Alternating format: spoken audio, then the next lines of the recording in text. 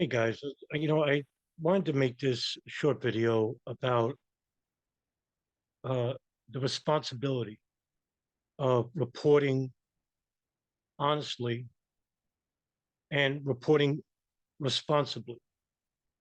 I'm a big stickler for this.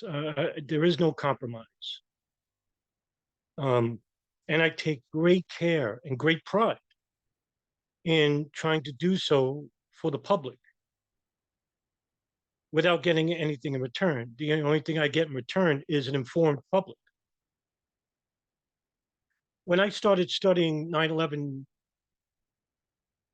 18 years ago in 2006, I went in it naively. I didn't, start out thinking I was going to be a voice for the 9/11 community, a voice for the public.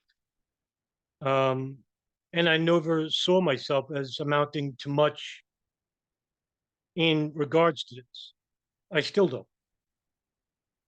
Um, and so when it grew and I started to invigorate more data over the years, I've come to realize that uh, not only, and this is just from my perspective, by the way, that there were two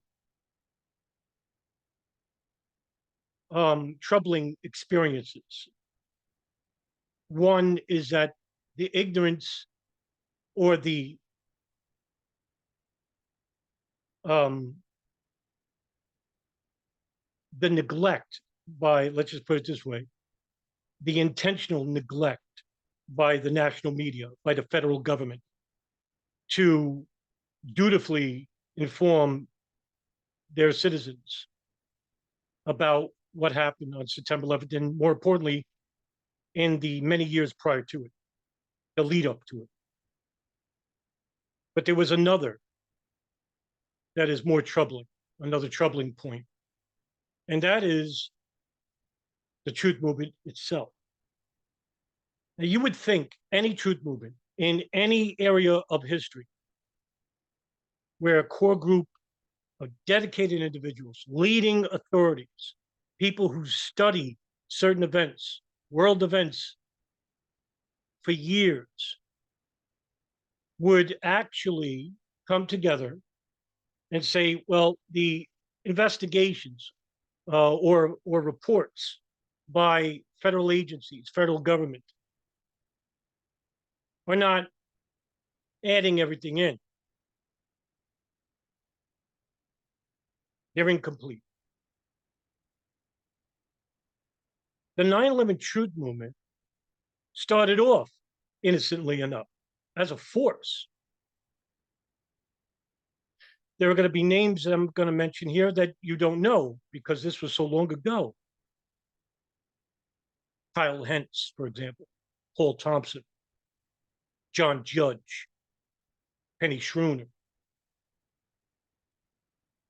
John Gold, um, Kevin Fenton. These are the people that spent years constructing timelines like Paul Thompson did, where he created a timeline of events leading up to 9/11 and made a website out of it, an archive called historycommons.org, which regretfully is not active. It's only active to a Wayback Machine. And wrote the most important book on 9/11 the world has ever seen, which is called The Terror Timeline, in which it was a very specific book, a very unusual book, where Thompson actually, all he did was use news articles and reports and bulletins to tell the story of what happened before 9/11 that led up to 9/11. The whole book is based on it. And I thank my lucky stars that this was the first book I've ever read regarding 9/11. The 9/11 truth movement, you would think, would be this core group, but they didn't last too long. And they represented the victims' families. most notably led by the Jersey Girls, Mindy Kleinberg, Kristen Breitweiser, and there's others. After the 9/11 Commission, when their questions were not answered, 90%, according to, I think, was it Kristen Breitweiser, said 90% of the questions that we had for the commission were not answered. And they were right. And not only that, when the final report came out, it basically did it without much fanfare. And when people read it, they said, wow, there was a lot left out. One thing you didn't hear was that it's all false, or that the whole thing is a sham. You heard that the 9/11 Commission's final report was basically one that was met with severe restrictions on information led by the executive director, Philip Zelikow, who was acting on behalf of the Bush White House. In other words, even the 9/11 Commission report panelists, led by co-chairs Lee Hamilton and Thomas Kean, didn't get all the information they wanted, most notably from the Bush White House, the CIA, the NSA, and NORAD. And these are the questions we should have been asking. Well, why didn't they get everything? Because a more nefarious, more destructive force was coming. And you would think it would come from the government or the intelligence agencies. No. It came from the 9/11 Truth Movement. And naively, you would think there's no way that they could ruin such a powerful movement, because at one point it was. Well, when Loose Change came out, which was produced by Dylan Avery, Corey Rowe, and Jason Bermas, it came out as three kids who were going to write a play about what really took place on 9/11. Instead, they made it into a short film in which Dylan Avery was studying to become a producer or a director in college. Corey Rowe just got out of the military. And so they began on a journey of making a film about 9/11 in their perspective. And what an absolute travesty this film was. In short order, it became the most popular film in the world. Currently, it still is regarding 9/11, unfortunately. The film propagated many of the theories that self-professed leading experts like Alex Jones and Jim Fetzer and Thierry Meyssan at the time, but weren't very popular because the advent of the internet just started and nobody really took these guys seriously, because we had a truth movement led by responsible researchers who were very thorough. But in short time, InfoWars led by Alex Jones, Free Fall Radio led by Andy Steele, Architects and Engineers, Pilots for 9/11 Truth, Let's Roll Forums led by Phil Jahan, Barbara Honegger, a former State Department official under the Reagan administration, all started coming out of the woodwork, almost all at once, like a horde of zombies from the dead. And then you had an engineer, an architect named Richard Gage, who at the time was a firebrand, a young guy, a go-getter, interested in the truth. Hey, how did those towers come down? You know, when I looked at the towers, I lived in Vegas. When I looked at Building 7, I said, damn, that looks like a controlled demolition, right? You would think. But what did I know? I'm not an engineer. I'm not an architect. And who cares what I think? So they set out investigating what happened at Ground Zero, which is important. Because if it was rigged with demolition, hey, we got a problem here. Who did that? Al Qaeda? Government? Foreign military? Anyway, slowly but surely, as Loose Change became more popular, other films started coming out that propagated even more ridiculous theories. And when these people started getting popular, and when these people took advantage of the peak internet between the years 2008 to 2015, is when the trouble began. Theories such as a plane not hitting the Pentagon because of a lack of plane debris, a plane not crashing in Shanksville because of a lack of plane debris. Let's go even further, said others. What plane? They were actually holograms. People like Phil Jahan, Brian Stabley, Nico Hout, and others, John Lear and Morgan Reynolds, Albert Stubblebine, all started propagating the fake planes and holograms. Nuclear bombs in the bottom of the basements of the World Trade Center. Oh no, not only were they nuclear bombs, they were suitcase bombs. And they were built when the World Trade Center was pouring base ground. But nobody realized it because nobody cared to look. Soon, people started propagating that the hijackers, the passengers, the crew, they never existed. The government simply made these profiles up. And the people who claimed to be friends and relatives were actually government agents and actors.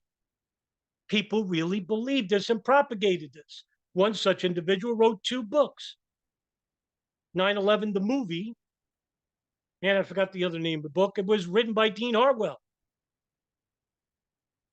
By 2012, the peak of these crazy crackpot theories overtook the truth movement. Paul Thompson disappeared. Kevin Fenton, the same. John Judge passed away.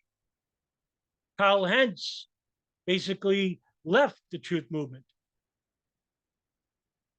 And Jason Burmis, and Dylan Avery, and Corey Rowe, and Alex Jones, and Jim Fetzer were hailed as heroes. This brought about Kevin Barrett, Barbara Honegger, Judy Wood, who wrote the book, Where Did the Towers Go? And she posits that the Hutchinson effect, or the X-ray lasers from the sky that can powerfully melt towers, that would create energy so powerful, more powerful than the sun, that can melt the towers into dust, but mysteriously leave human beings alive. So what happened? Loose Change made another revision, which was funded by none other than Alex Jones, because he saw the benefit of it. And I got my thoughts on Alex Jones. This led to other individuals who started hijacking the truth movement for their own nefarious beliefs, racism, nationalism. People like Christopher Bolin, who became really popular between the years 2010 to 2015 because he blamed Israel for 9/11. He blamed Israel for the JFK shooting, the 1993 World Trade Center bomb, and every other Arab terrorist plot facilitated by Israel.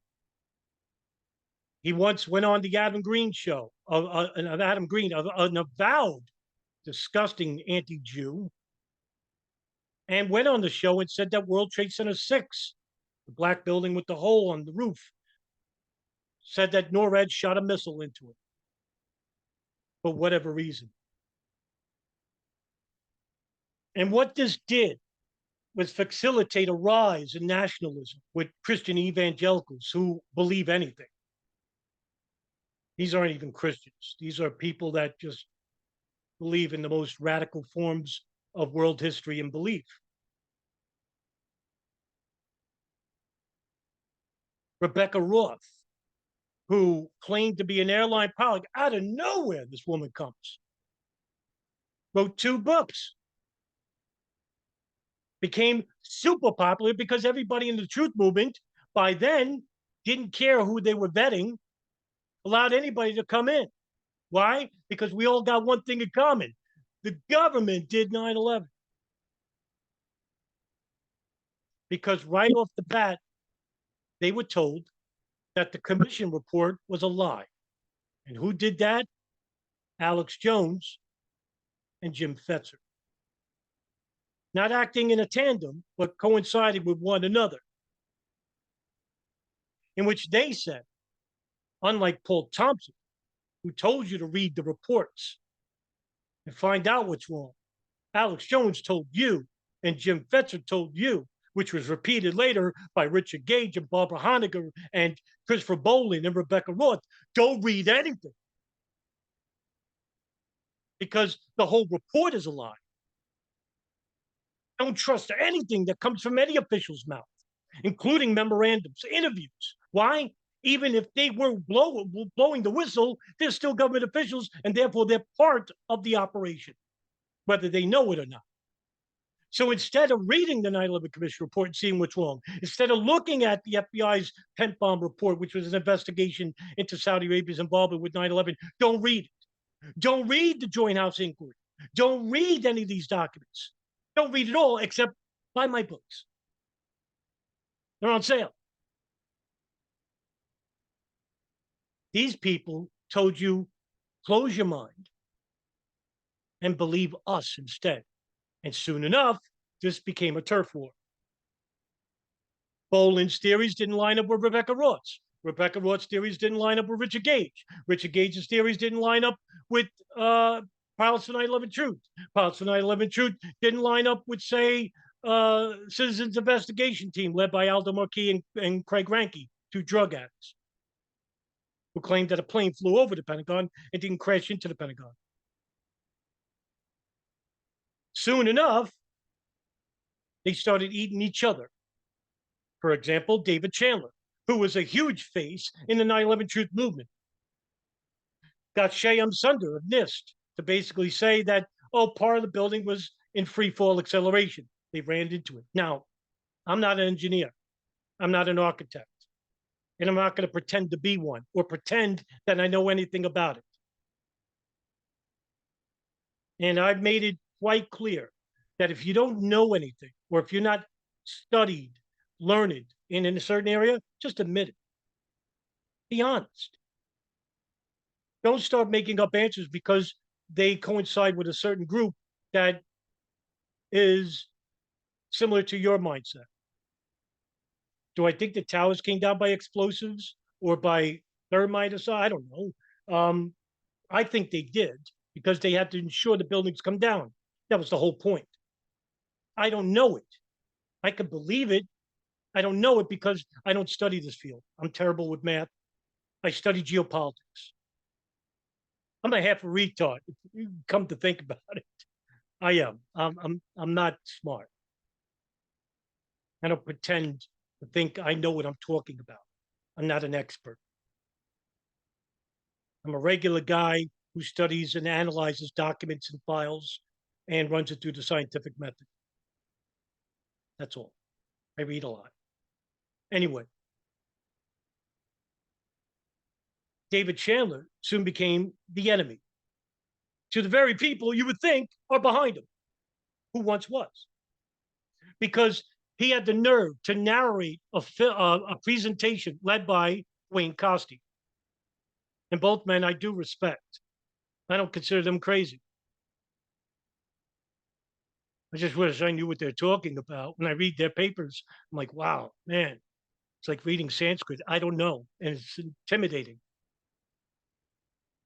It looks like they sure know what they're talking about. Now, if they're wrong, I'd like to see an architect and engineer prove it. I'd like to see a reasonable debate involving David Chandler and an architect that isn't part of any truth movement or the bunker movement about the World Trade Center. That's something I really would like to see. But anyway, because David Chandler narrated a presentation about Wayne Costy's What Happened at the Pentagon, in which he says at the end of his analyzing information and data, plane, a commercial aircraft, American Airlines plane did crash at the Pentagon. But we weren't dealing with a truth movement led by Paul Thompson and Kevin Fenton. We were now dealing with a truth movement led by fanatical individuals like Barbara Honegger and Citizens Investigation Team, and those losers over there like Craig McKee and Adam Ruff, Adam Syed, who have no work whatsoever, nothing. They don't study 9/11. They don't even know a hijacker's name. But suddenly Richard Gage gives them a platform to debate on the issue and thinks they're experts. Richard Gage lost that innocence in him. He lost that gumption for the truth that he first started out. His fire and passion was now replaced by the grift, by fear. And I'll tell you why. David Chandler, who was a hero, suddenly overnight became a villain and was persona non grata by the 9/11 truth movement, hijacked by the individuals that I named and people like Christopher Bowley and Rebecca Roth and dozens of others. He started calling them names. Barbara Honegger even went so far as calling them traitors. Soon enough, other fanatical individuals that I named, like Aldo Marquis and Craig Ranke and Sheila Casey, people who have no experience, no background, no to speak of, not even a fucking piece of paper, a video, nothing. That's respected by anybody outside this circle, the circle that they're in, started calling David Chandler, Wayne Costi traitors. The fucking nerve of these people. Some of them even posted their damn addresses. Craig McKee and Aldo Marquis had once had on their website had a list called a hit list, in which they named David Chandler and Wayne Costi and Ken Jenkins and that crowd. Disgusting. What did the 9/11 Truth Movement do? Nothing. Silence. The people that were closer to Chandler, like Richard Gage, a former architect, a guy who was on their side, suddenly became quiet, silent. Who needs enemies when you got friends like this? Barbara Honegger, the witch that she is, disgusting, reputable mummy, kicked everybody out that agreed with them, and even had the nerve to have an audio call with 40 other truthers to basically get a vote to kick out David Chandler and Wayne Costi forever. And they did. Soon enough, Chandler and Wayne Costi became irrelevant, replaced by these 9/11 Wahhabi fanatics. Nobody came to the aid of Chandler and Costi. And nobody came to repair the damage of the 9/11 Truth Movement because they got worse.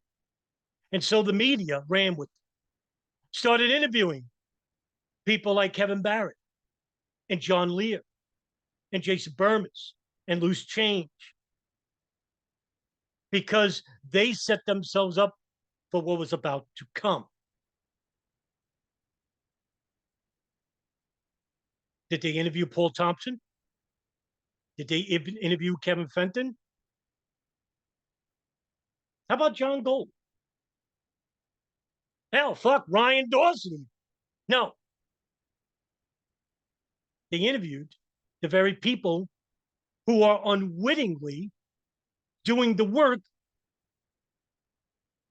of the federal government by propagating theories that don't exist, such as no planes, holograms, drone airliners with missiles underneath them, no plane crashes at the Pentagon, Shanksville. Hey, nuclear devices in the World Trade Center. Hey, mannequins being pushed out of the World Trade Center, and all these other fanatical theories. So the media said, let's interview these people, because the State Department or the intelligence services basically said, give these people attention. Holy shit. I could see the director of the CIA, George Tenet, basically looking at, say, the director of operations, James Pavitt, saying, hey, James, You want to see a bunch of fucking retards helping us? Look at these guys. Because if there's no hijackers, that means that we weren't monitoring and assisting these people inside the United States. Holy fuck. Come on.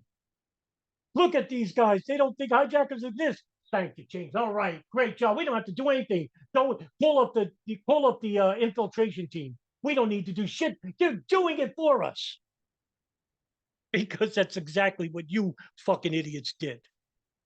You fucked it up. And I hate to curse, but I'm pissed off. Why? Because I came to the game late.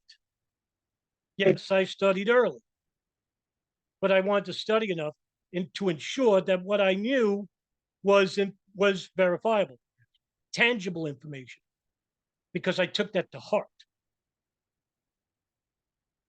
Because when I started looking at the internet, I started seeing these theories, and I couldn't believe it. No way did people think planes were holograms. They can't be that stupid. No way do they think that federal agents were pushing mannequins out of the World Trade Center to mimic jumpers. There's no way people don't believe a plane hit the Pentagon or crashed in Shanghai. There's no way. Then I became part of the internet and the community in 2016. Boy, was I naive then. But it hit me like a sledgehammer. And I said, oh my God, the amount of disinformation that's out there isn't coming from the media. It's coming from the one movement you didn't think would propagate these theories. And so I began my own channel, write my own work in the hopes of subsetting these theories, which was, I was delusional. And when I started out on my journey, I told myself three things. And I lived by these three things.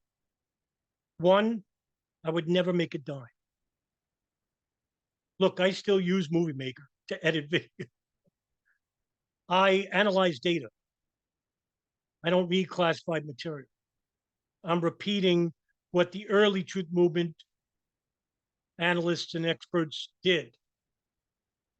And I'm just following in their footsteps. I'm reading material to you, chapter readings. I'm sharing documents, primary source material with you. I'm not making anything up. And when I use speculation, I warn you I'm using speculation. Two, to report honestly, to investigate without bias and without prejudice, meaning that I'm not persuaded by ideology. I'm not in any groups. I'm an individual trying to investigate the matter to find out the truth of what happened. If I'm on the outside and I'm a person who has minimal knowledge on the subject, which I do, I would like to think that there's people out there reporting earnestly, hey, we're getting the news, but you're not going to get it from the national media for sure. So who do they turn to? Alt media or the 9/11 Truth Movement. Unfortunately, we can't turn to them either. And thirdly, it is my duty as a human being to ensure that my fellow man and woman get to see information, hear it, and then make a decision on to act on it. Now, this is something that I'm going to currently do, but I'm not doing it because I live with relative and I don't want to get her in trouble. And I never told anybody this, but I want to do something when I'm alone. Now, I'm not going to do anything crazy, fanatical, but I'm going to bring about a civil case. But I don't want to put pressure on this relative who's very ill because it's going to get me in, it could get me in hot water when you start making charges against certain agencies or certain governments about withholding information which could have prevented 9/11. I'm still working on this. And I never told anybody this, not even respectable 9/11 researchers, but I am. Anyway, that's what precipitated all this. And my anger is justified because I believe in justice, believe it or not. I still do believe that. I believe in holding people accountable. I naively believe that. I believe that if we shared information, if we acted on information provided to us by primary source material, that we can hold certain people accountable for 9/11 or the pre-intelligence that was withheld, intentional. I believe this. Yes, I still do. Because we have to fight for justice. I'm not doing it for myself.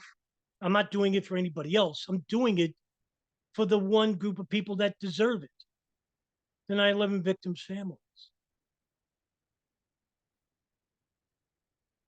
The husbands and sons, the daughters, the mothers, the widows of people who suffered and died on 9/11. Imagine being on that plane that crashed into the North Tower.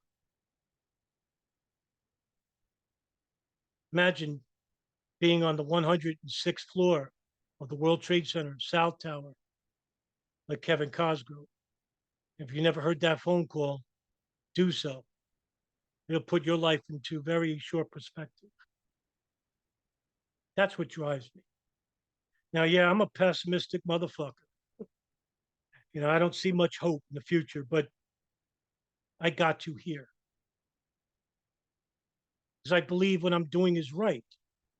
And all I'm doing is responsibly reporting information relating to a specific set in history called 9/11 to the public in the hopes of doing what?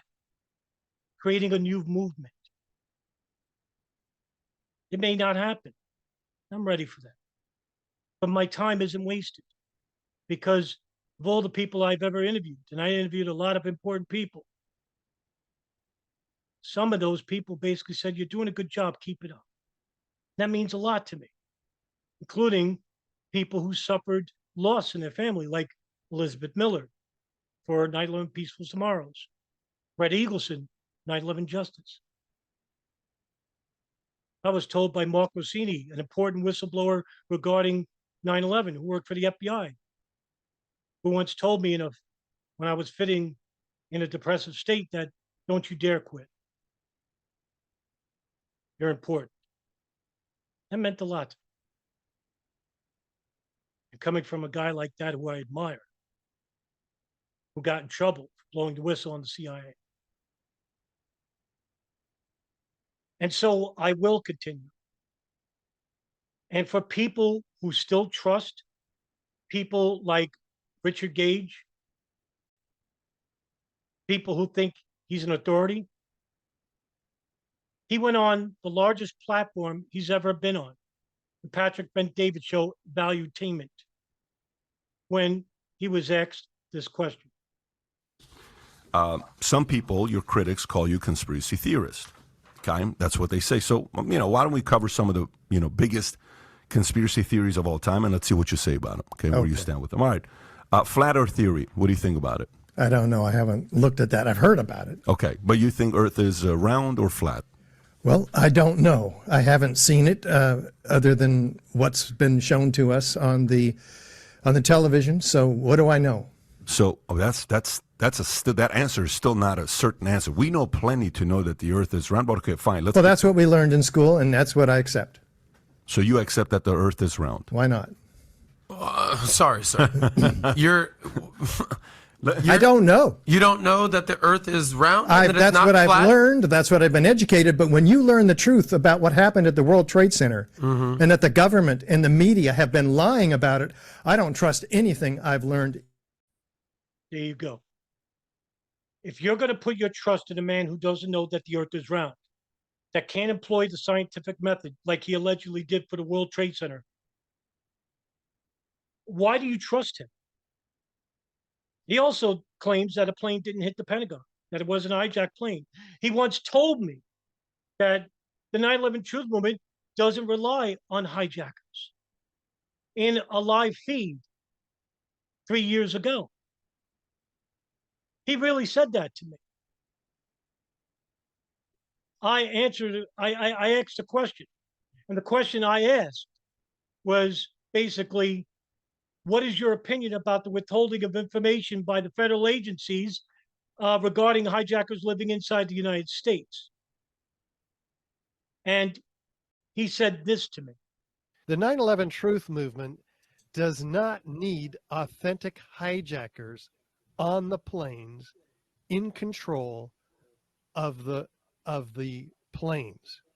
It does not need hijackers on the planes who themselves may have been hijacked by remote controlled planes. It does not depend on any hijackers or anybody else for that matter on the planes that hit or missed their targets. My point here is that you have intelligence agencies setting up patsies who didn't even need to be on the planes. You can just provide whatever proof you want that they were. And Whatever even you if want. they were, it doesn't matter because they're controlling the planes, they're controlling the patsies. But the 9/11 Truth Movement does not depend at all. We're not blaming the hijackers. We're blaming the real perpetrators of 9/11. Who are they? Who simply used those patsies. So this argument put forth again and again and again by this particular individual,